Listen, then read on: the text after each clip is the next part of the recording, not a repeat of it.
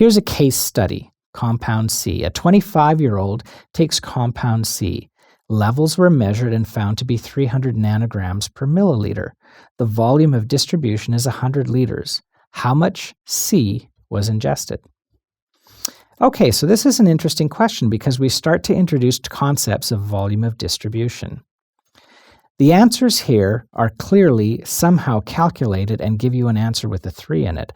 The question is, what is the answer? Okay, what's the volume of distribution? The volume of distribution is the amount of drug in the body divided by the concentration in the blood. Now that sounds kind of complicated, but let me explain it to you with some pictures. So let's take a look at drug A. We put drug A into the blood, and after it diffuses across the various membranes, you have 2 units of drug A in the blood, or the vascular compartment, and you have 18 units of drug A in the extravascular compartments. Let's say it's in the tissues or in the interstitial tissues. Okay, what's the volume of distribution here? Well, there's 2 units in the blood, and there's 20 units overall. So the volume of distribution is 20 divided by 2, or 10. And it's in liters, so it's 10 liters.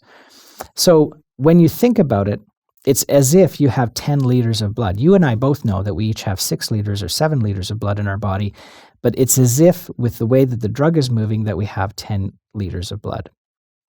Okay, let's take a look at drug B.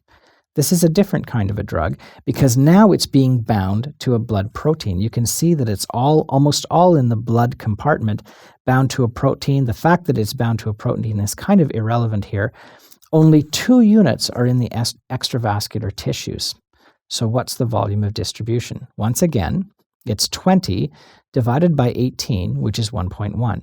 So now it's as if you only have 1.1 liters of blood. So the volume of distribution is 1.1 liters. What about drug C? So now we have drug C. 2 units are in the blood, and 198 units are in the extravascular tissues. The volume of distribution is 100 because it's 200 divided by 2. So the higher the volume of distribution, the more tissue bound it is, or the more it's in the tissues. Let's talk about the determinants of distribution of a drug in the body. It's going to be proportional to a number of things. First, it's going to be proportional to the size of the organ. It's going to be proportional to blood flow. It's going to be proportional to solubility, and it's going to be proportional to how much it binds. So it could be binding to a protein, it could be binding to a cell membrane, it could even be binding to bone. So it depends on each drug. So we talked about compound C some time ago. We talked about this 25-year-old who takes compound C. The levels were measured and found to be 300 nanograms per milliliter. The volume of distribution is 100 liters and how much C was ingested. Now you know why this number is so important. So let's do the calculation. So the volume of distribution is equivalent to the amount divided by the concentration. So here we have, then we move concentration over. So we move it from the denominator into the numerator. So the volume of distribution times the concentration gives you the amount that was ingested. 100 liters times 300 nanograms per milliliter. Well, you have to convert that to milliliters. So it's 100,000 mils times 300 nanograms per mil. The milliliters cancel out.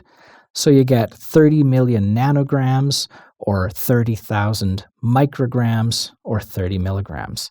So when we go to our answer, we can see that there's a 30 milligrams there, and that's the one that we're going to choose. So you can see that you're going to need to use math on your USMLE exam when you're answering some of these questions. Sorry about that. Let's try another question. Here's a sick woman in the intensive care unit. A woman has a resistant septic infection with a bacteria that is highly sensitive to vancomycin. The volume of distribution of vancomycin is 0.7 liters per kilogram. The patient weighs 73 kilos. How much drug should we give in order to achieve a concentration of 20 mics per mil? Okay, so we've added something here. We've added volume of distribution per kilo. So remember, in this case, we have to multiply it by the patient weight. Let's do that.